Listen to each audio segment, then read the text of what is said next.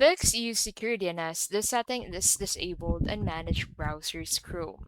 The error Use Secure DNS, this setting is disabled and manage browsers in Chrome means your browser is being controlled by policies, often from school, work, or leftover registry settings. So to fix this, what you can do first is to check if your Chrome is managed. So go ahead and open Google Chrome, click on the three dots at the top right, and select settings from there.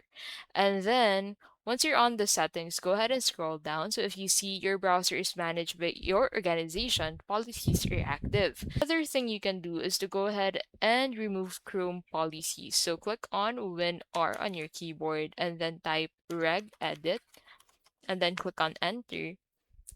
And then in here, make sure to click on yes. And then from here, go ahead and navigate to HT local machine slash software slash policies slash Google Chrome.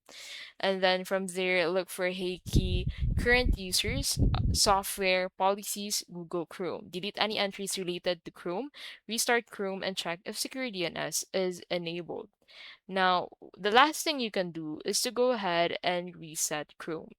So on your Chrome, go to settings, click on reset settings, and click on restore settings to their original defaults.